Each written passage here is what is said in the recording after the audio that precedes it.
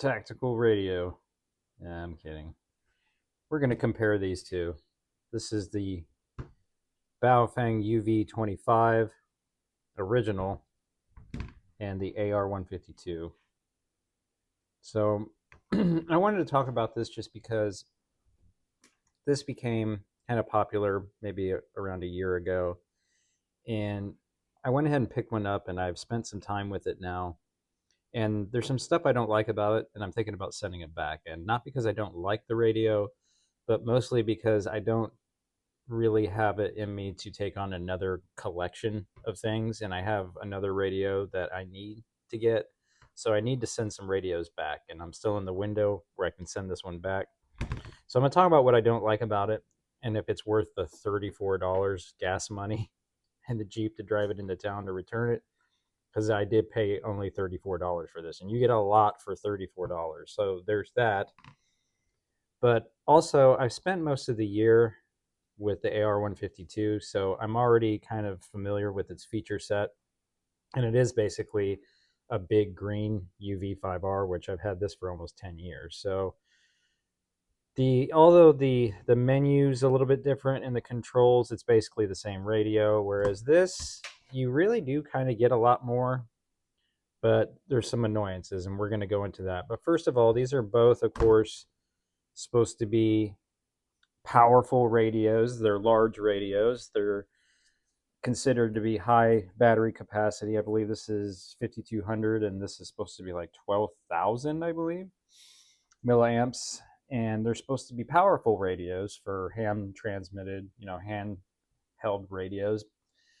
Considered tri-power, being that they can transmit in low, medium, and high, with the ability to achieve 10 watts. They're supposed to be 10-watt radios. I don't have all the fancy stuff for testing it to verify that, but generally they do, from all of the evidence and research I've seen, come in just shy of that in many cases.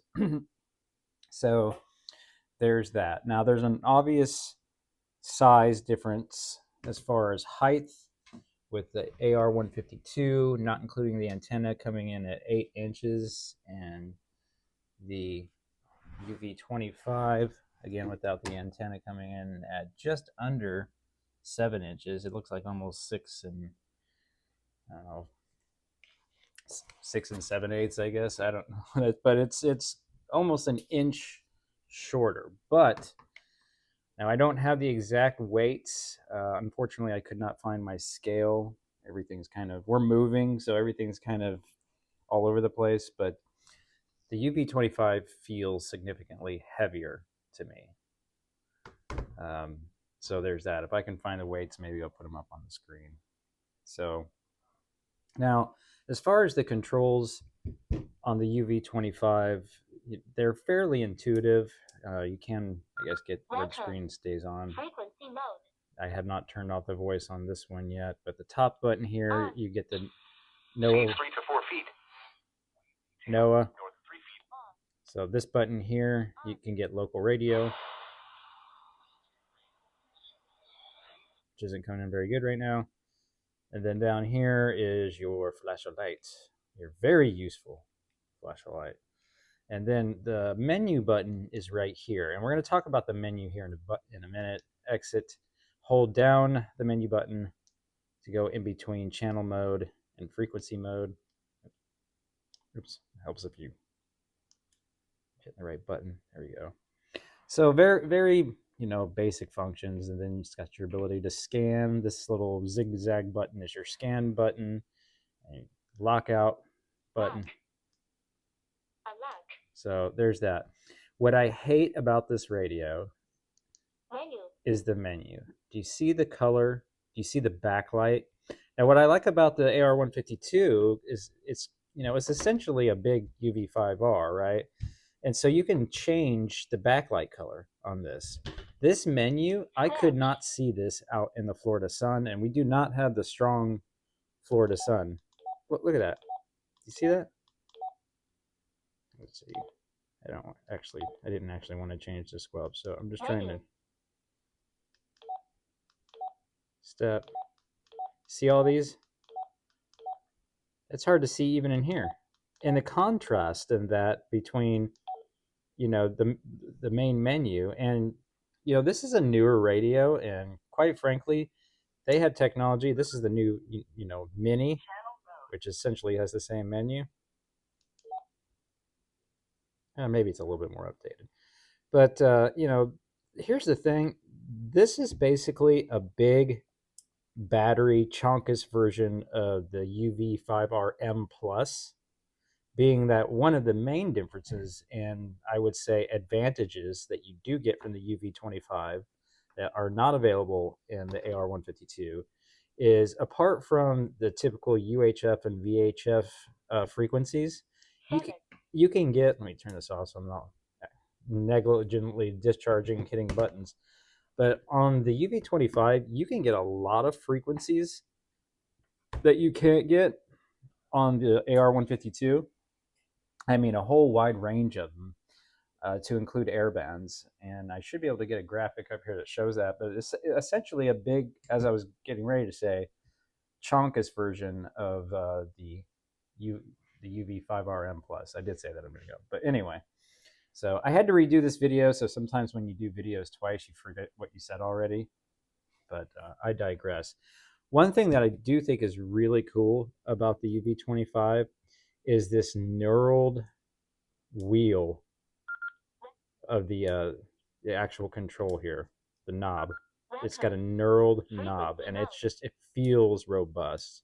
And I like the old school kind of feel of knurled, you know, metallic stuff, and it just, you know, it feels like a tank. It really does. But again, it's heavy and feels awkward in a chest rig. Now look at this compared to classic UV-5R. It's almost twice the height. Times and a half in the thickness, and definitely got some weight on it. Now, truth be told, I just put this in the OG configuration for the purposes of the video, but how I normally run this is with this 3800 milliamp, and then I'll take off, I would not have this ridiculous lanyard, and I take off the belt clip and I run it in this pouch. And the cool thing about this pouch, don't mind the morale pouch, I've had this for a long time. It normally would not be this thick because I would not have the belt clip. And then I might have the old school tape, you know, flip out, folding antennas. I know a lot of people don't use those anymore because they break. And you might have something like your Nagoya Classic here, or, you know, maybe some of these newer ones. I know that the UV Minis comes with like smaller versions of these, like these type. So, but that's normally how I run it. And this I can put up on my body armor or attach to my rig or put it in a pocket in my rig. But that's just some comparison, some radios. Again, you know, since I'm currently, you know, no longer employed, I can't just add things to my collection ad infinitum. So, you know, if one radio is coming in to fill a niche, which I have one coming in, a Yaesu, then one's got to go out. Actually, two are going out to pay for the Yaesu. So I got a DMR that is still in the box that's going back. But these guys are pretty cool too. These new UV-5R minis. They're not waterproof, of course. None of these really are. But anyway, that's just my comparison of these two. I'm trying to think if I missed anything. We talked about what they could do. Oh, I think one thing that the UV-25 definitely has on the AR-152 is that this has a USB-C charging, which is pretty cool. You know, you got your cord for your phone just sitting on the counter, and you can charge up your radio. Or this has that, you know, kind of, I wouldn't say proprietary, but it's just a barrel jack 9-volt, you know, in the positive configuration. Actually, I got it right here. Oh, there it is. But it's just a barrel jack. So unless you have another 9-volt barrel jack that is that exact size, or a universal kit, you know, it's a little bit more difficult to charge this. But the cool thing is, if you do have one of these and are running your 3800 milliamp battery, these will take the same charger. Or the stocky boys do not.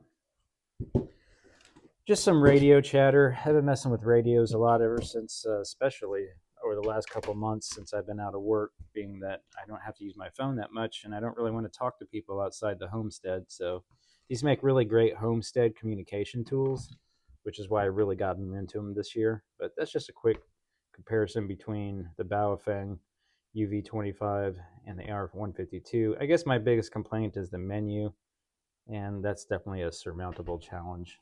So that's it. Later, y'all.